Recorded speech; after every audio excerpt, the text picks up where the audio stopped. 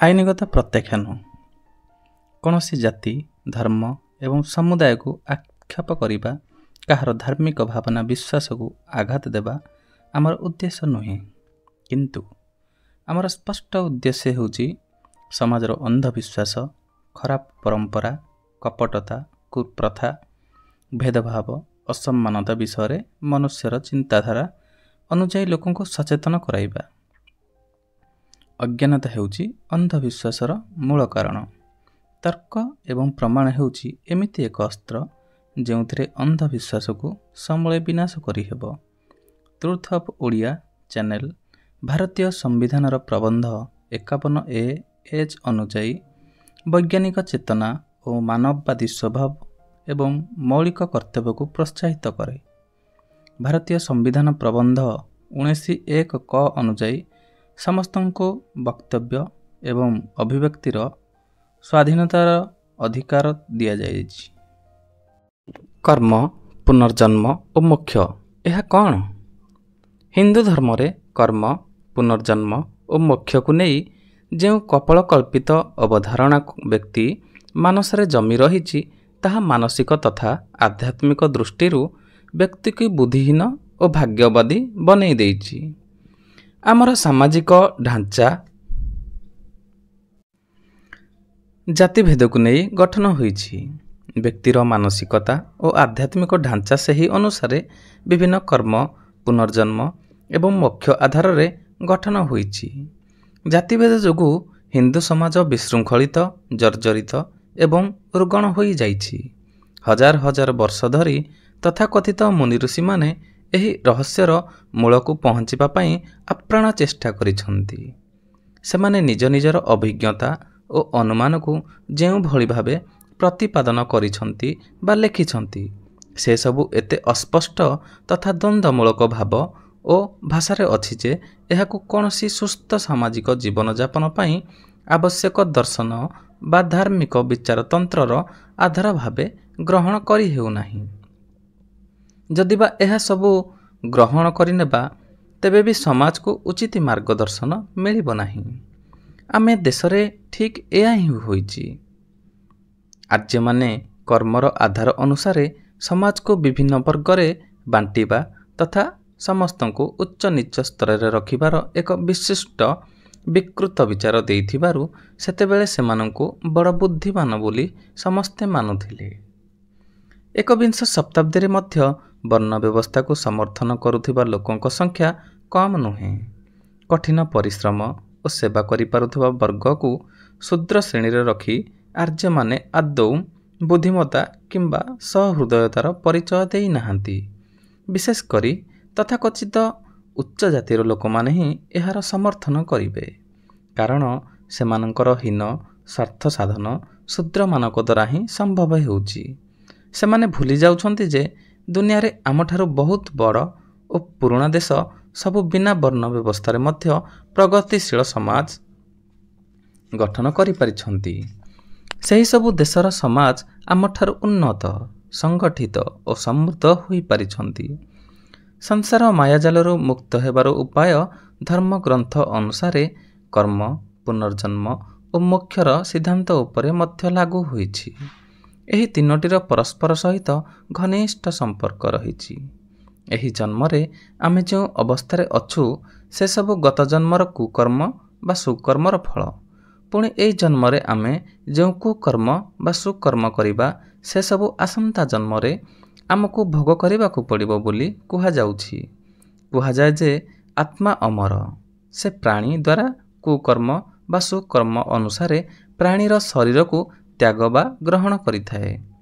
ମଣିଷର ଧର୍ମ ହେଉଛି ଆତ୍ମାକୁ ଜନ୍ମ ମରଣର ଚକ୍ରରୁ ମୁକ୍ତ ରଖି ସିଧା ପରମାତ୍ମାଙ୍କ ଦର୍ଶନ କରାଇଦେବା। ପରମାତ୍ମାଙ୍କ ଦର୍ଶନ ରାସ୍ତାରେ କୁଆଡ଼େ ସଂସାରର ବିଭିନ୍ନ ଆକର୍ଷଣ ବାଧା ସୃଷ୍ଟି କରିଥାନ୍ତି। ଏହାକୁ ମାୟାଜାଲ ବି ମଧ୍ୟ କୁହନ୍ତି। ଏହି ମାୟାଜାଲରୁ ମୁକ୍ତ ରହିବା ପାଇଁ ଇନ୍ଦ୍ରିୟ ସଂଯମତା ଓ ଆତ୍ମଚିନ୍ତନ ଏକାନ୍ତ ଆବଶ୍ୟକ। ଏହାଦ୍ୱାରା ମଣିଷର ମୋକ୍ଷ ପ୍ରାପ୍ତି ହେବାର ସମ୍ଭାବନା ମଧ୍ୟ ଥାଏ। ମୋକ୍ଷ ପ୍ରାପ୍ତ କରିଥିବା ମଣିଷ ସଂସାରକୁ ଆଉ ଫେରି ଆସେ ନାହିଁ। ସେ ବ୍ରହ୍ମରେ ବିଲୀନ ହୋଇଯାଏ।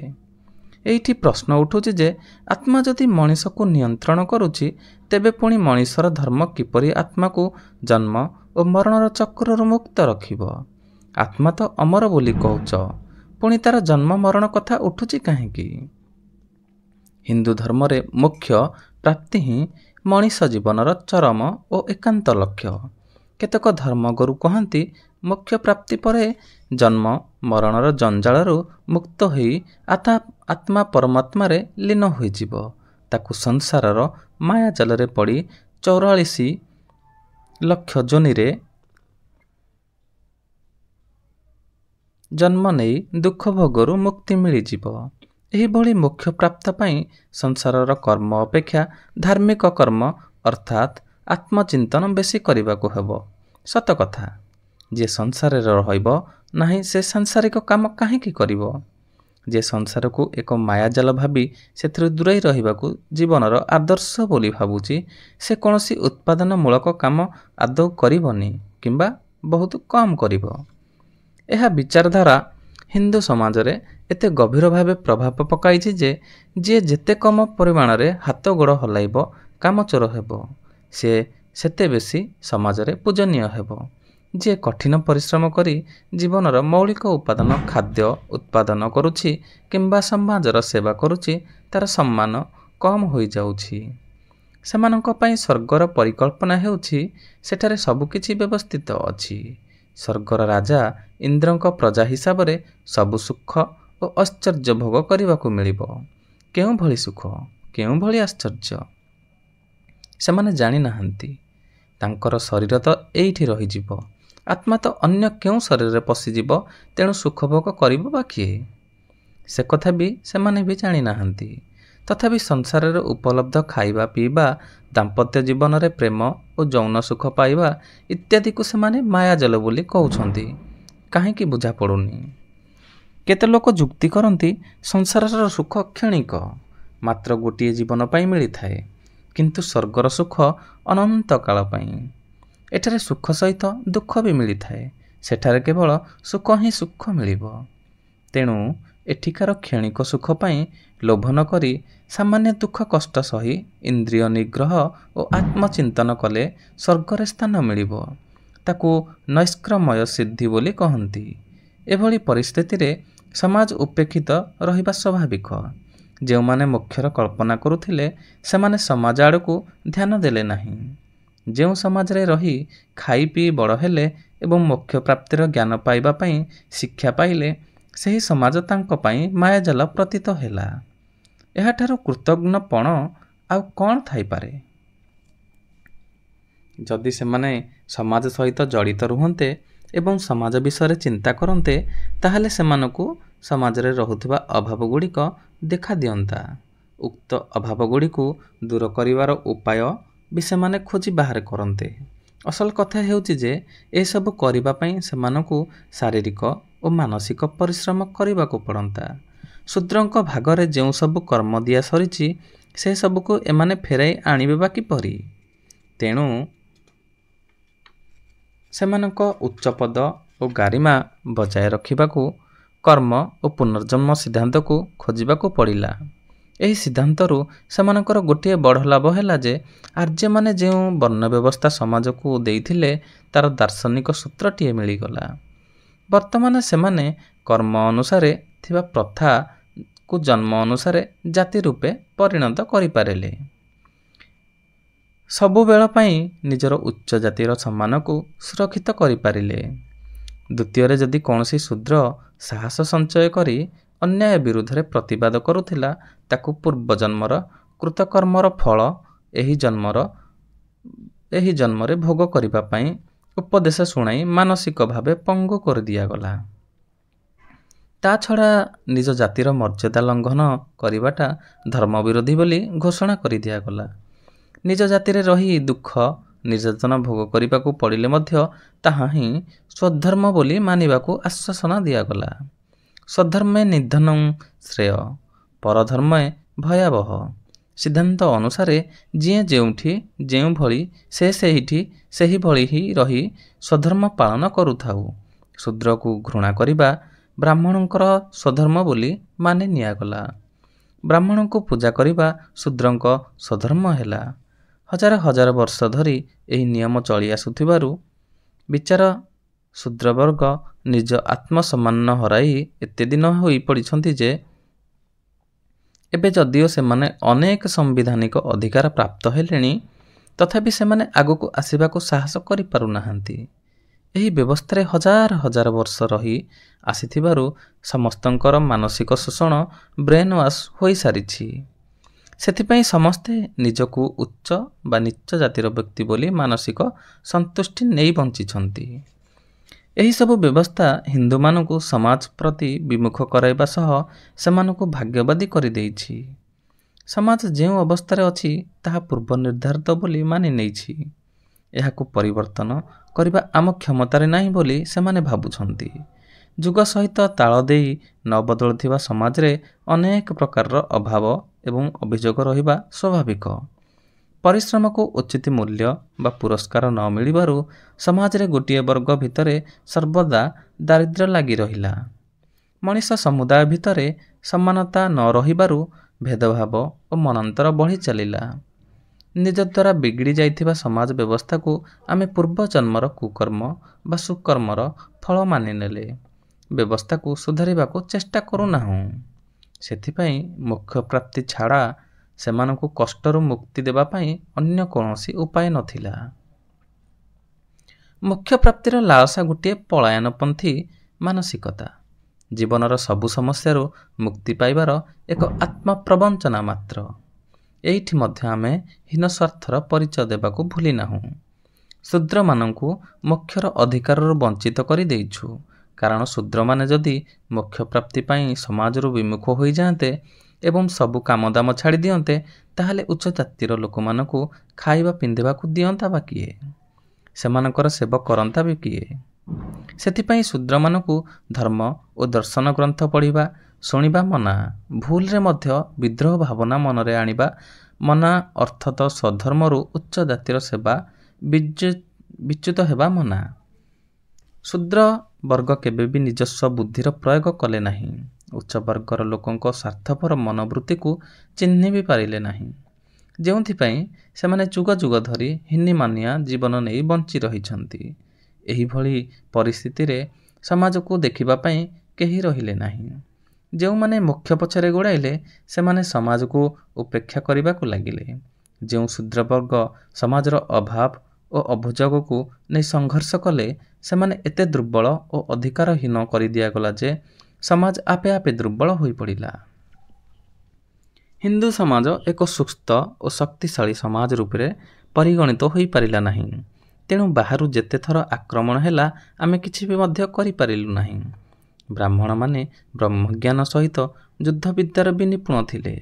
କାରଣ ତାଙ୍କ ତପସ୍ୟାର ପ୍ରଚଣ୍ଡ ଶକ୍ତି ଆଗରେ ମହାପ୍ରତାପୀ ଇନ୍ଦ୍ର ଦେବତାଙ୍କ ଆସନ କୁଆଡ଼େ ଟଳମଳ ହେଉଯାଉଥିଲା ଏବଂ ସେମାନଙ୍କର ଅଭିଶାପ ଫଳରେ କେତେ କ'ଣ ଅଘଟଣ ଘଟିଯାଉଥିଲା। ତେବେ ନିଜର ଦେବତାଙ୍କ ମୂର୍ତ୍ତି ଓ ମନ୍ଦିର ଧ୍ୱଂସ ହେଉଥିବା ବେଳେ ସେମାନେ କେବଳ ମୂକ ଦର୍ଶକ ହୋଇ ଚାହିଁ ରହିଥିଲେ ବା କାହିଁକି?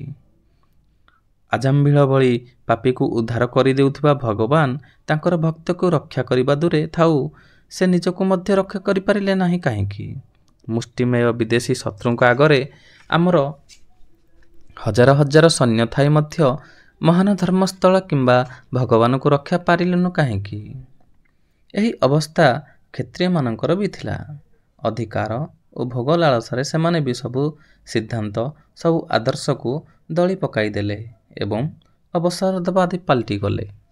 ସେମାନଙ୍କର ପାଇଁ ଦେଶ ଓ ଧର୍ମର କୌଣସି ମହତ୍ତ୍ୱ ରହିଲା ନାହିଁ।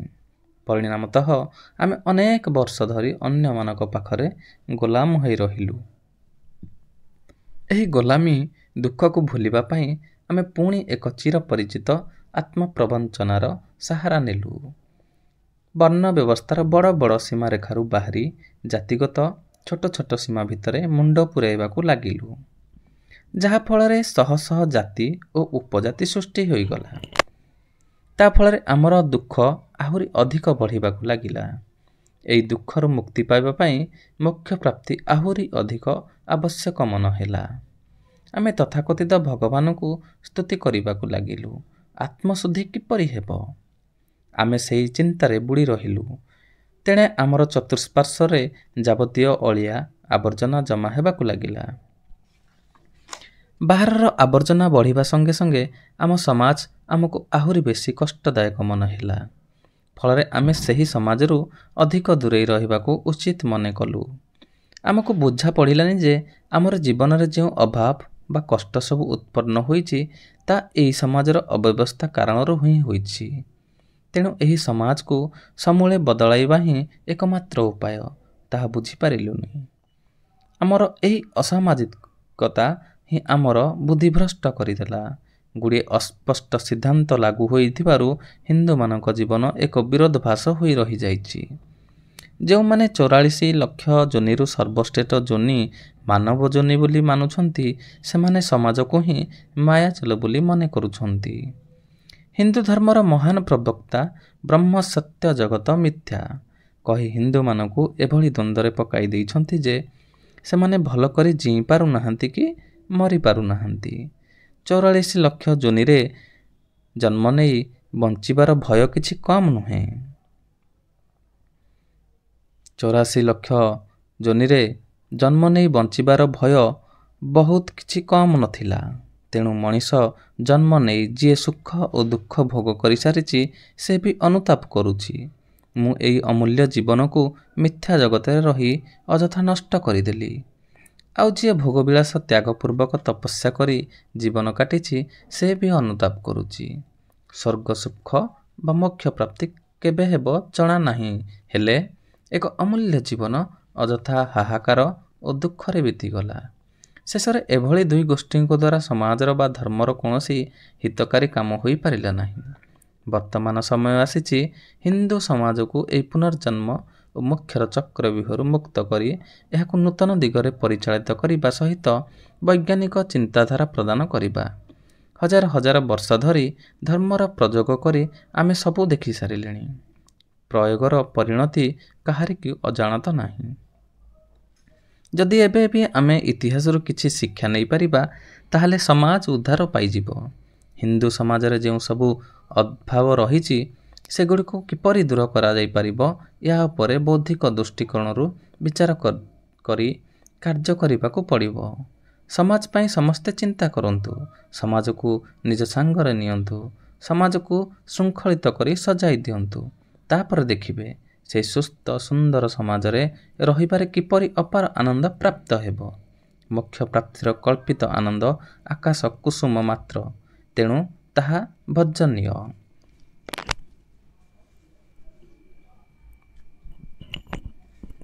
କିଛି ଉଦାହରଣ। ଦୁନିଆରେ ଆଜି ପର୍ଯ୍ୟନ୍ତ ଯେତିକି ମାନବ ସମ୍ବଳ, ସମୟ ଓ ଧନ ତଥା କଥିତ ଈଶ୍ୱର ଅନୁସନ୍ଧାନ କରିବାରେ ବ୍ୟୟ ହୋଇଛି, ସେତିକି ମାନବ ସମ୍ବଳ, ସମୟ ଓ ଧନ ଯଦି ବୈଜ୍ଞାନିକ ଅନୁସନ୍ଧାନରେ ବ୍ୟୟ କରାଯାଇଥାନ୍ତା ତେବେ ମାନବ ସଭ୍ୟତା ପ୍ରଗତି ପଥରେ 100 ଗୁଣ ଆଗେଇ ଯାଇଥାନ୍ତା। ଆମ ପାଖରେ ହୁଏତ 2000 ବର୍ଷ ପୂର୍ବରୁ ବିଜୁଳି, ରେଡ଼ିଓ, ଟିଭି, ଇଣ୍ଟରନେଟ୍ ଯାହା ଇତ୍ୟାଦି ଭୌତିକ ସାଧନ ଉପଲବ୍ଧ ହୋଇପାରିଥାନ୍ତା। ବାଲ୍ମୀକି ନାୟକଙ୍କ ଲିଖିତ ଆଜି ଏହି ଗୁରୁତ୍ୱପୂର୍ଣ୍ଣ ପ୍ରସଙ୍ଗ ଆପଣମାନଙ୍କୁ କେମିତି ଲାଗିଲା ନିଶ୍ଚୟ ଜଣାଇବେ। ଭିଡ଼ିଓ ଭଲ ଲାଗିଲେ ଲାଇକ୍ କରନ୍ତୁ, କମେଣ୍ଟ ବକ୍ସରେ ନିଜର ମତାମତ ଦିଅନ୍ତୁ। ଭିଡ଼ିଓ ଭଲ ଲାଗିଲେ ଭିଡ଼ିଓକୁ ସେୟାର ମଧ୍ୟ କରନ୍ତୁ। ନୂଆ ଭିଡ଼ିଓ ଦେଖିବା ପାଇଁ ଟ୍ରୁଥ୍ ଅଫ୍ ଓଡ଼ିଆ ଚ୍ୟାନେଲକୁ ସବସ୍କ୍ରାଇବ୍ କରନ୍ତୁ ଏବଂ ବେଲ୍ ଆଇକନକୁ ଦବାଇ ଦିଅନ୍ତୁ। ପରବର୍ତ୍ତୀ ନୂଆ ଭିଡ଼ିଓକୁ ଦେଖିବା ପାଇଁ ଅପେକ୍ଷା କରନ୍ତୁ। ଦେଖାହେବ ପୁଣି ଆଉ ଏକ ଶିକ୍ଷଣୀୟ ଭିଡ଼ିଓରେ। ନମସ୍କାର।